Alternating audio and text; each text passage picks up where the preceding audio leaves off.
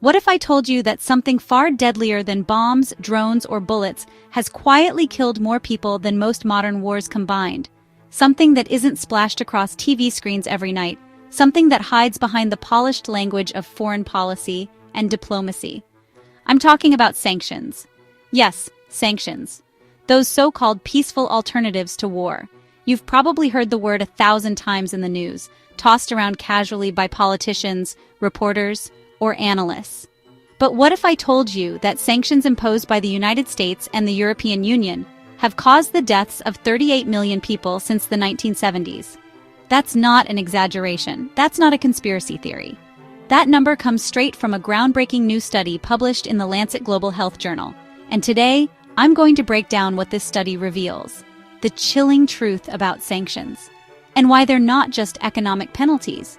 They're silent weapons of mass destruction. So stick with me, because by the end of this video, you'll never hear the word sanctions the same way again. When most people hear the word sanctions, they imagine some kind of harmless policy lever. Maybe some trade restrictions, maybe some financial freezes, nothing too dramatic. But the truth is far darker. Sanctions are weapons of control. They are economic strangulation, designed to destabilize entire nations and force governments to submit to Washington and Brussels. Think of them as invisible blockades. Instead of tanks and soldiers, sanctions use banks, currencies, and trade restrictions. Instead of bombs, they use poverty, starvation, and disease as weapons. And the victims? They're not the politicians sitting in their mansions. They're not the elites with offshore bank accounts.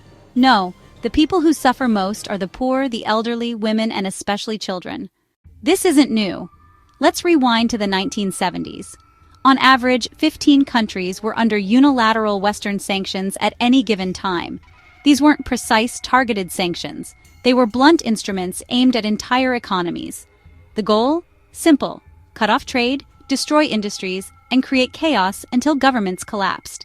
Take Chile in the early 1970s. Salvador Allende, a democratically elected socialist president, came to power. Washington panicked. President Richard Nixon told his advisors to, and I quote, "make the economy scream." What did that mean? It meant blocking Chile from international credit, sabotaging trade, choking the economy until the population turned against its own government. The result? Social unrest, shortages, and eventually a US-backed coup that overthrew Allende and installed dictator Augusto Pinochet. Chile wasn't the exception. It was the blueprint. Now let's fast forward to the 1990s, Iraq. After the Gulf War, the US led sanctions so devastating that they crippled every aspect of life. Electricity grids failed, hospitals ran out of medicine, clean water became a luxury because the country wasn't even allowed to import water pumps.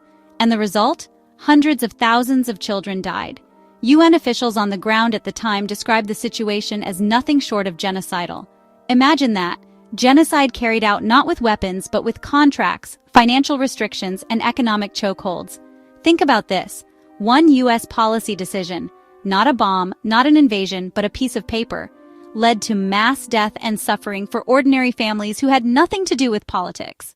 And Iraq wasn't the end. Fast forward again to Venezuela in the late 2010s. By 2017-2018, U.S. sanctions had intensified the economic crisis. Inflation soared, imports collapsed, medicines and food disappeared from shelves. The Lancet study estimates that in just 1 year, 40,000 Venezuelans died as a direct result of these measures. Once again, the victims weren't government officials. They were people suffering from cancer, diabetes, and other diseases who simply couldn't access life-saving treatments. This is the pattern, again and again, from Cuba to Iran, from Syria to Ethiopia. The story repeats. Sanctions devastate ordinary people while leaving the political elites almost untouched. Until now, researchers could only measure the effects of sanctions country by country. But that changed when economist Dr. Francisco Rodriguez and his team at the University of Denver published their global study in The Lancet. They looked at decades of mortality data, from 1970 to 2021, across dozens of sanctioned countries, and compared them to countries without sanctions. And the results were staggering. Sanctions imposed by the US and the EU are associated with 38 million excess deaths over the last 50 years. Let that sink in. 38 million people. That's the equivalent of wiping out the entire population of Canada. In some years, like the late 1990s, sanctions killed over 1 million people annually. In 2021 alone, sanctions were responsible for over 800,000 deaths, more than the total deaths from warfare worldwide that same year. And here's the cruelest detail. Since 2012, over 1 million children have died because of these policies. This isn't an accident. It's not collateral damage. It's by design. Don't believe me? Let's go back to the 1960s. A declassified U.S. State Department memo about Cuba spelled it out clearly. The goal was to bring about hunger, desperation, and the overthrow of government by destroying the Cuban economy. That's not diplomacy, that's economic warfare. Sanctions aren't peaceful alternatives. They are war, just dressed in a suit and tie. So how do Western powers get away with this? Simple. Control. Control of the world's reserve currencies, the dollar and the euro. Control of the global payment system, SWIFT. Control of critical technologies from cloud computing to satellites. If Washington or Brussels decides your country is out of line, they can flip a switch and cut you off from the global economy. And overnight, millions of innocent people suffer. And here's the harsh truth. In the halls of power, civilian lives don't matter. What matters is leverage, influence, and domination. But cracks are forming. Russia, since 2022, has shown that sanctions don't always work as intended. Despite being hit with the harshest sanctions regime in modern history, Russia's economy didn't collapse. It adapted. It found alternatives. China has also been preparing. It developed its own international payment system, CIP, to rival SWIFT. It built its own satellite network, Beidou, to challenge GPS. Tech companies like Huawei are creating infrastructure that gives countries independence from the West. And across the global south, nations are working together. They're trading in local currencies. They're developing shared technologies. They're saying, we don't want to be at the mercy of Washington anymore. This movement isn't just about economics. It's about sovereignty, dignity, and survival. So here's the moral question we all need to ask ourselves. Are we okay with a world order where 500,000 people die every single year? Not from bombs, not from invasions, but from sanctions?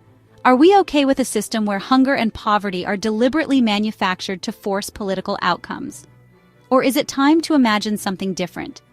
A world where no nation is punished for charting its own path. A world where economic warfare is abandoned and cooperation replaces coercion. A world where dignity and sovereignty mean more than domination. Because make no mistake, sanctions are not just an issue for the countries targeted. They set the precedent for how power is used. And one day, that power could be turned on anyone. The numbers are in, the evidence is clear. Sanctions are silent killers. They've taken 38 million lives and counting.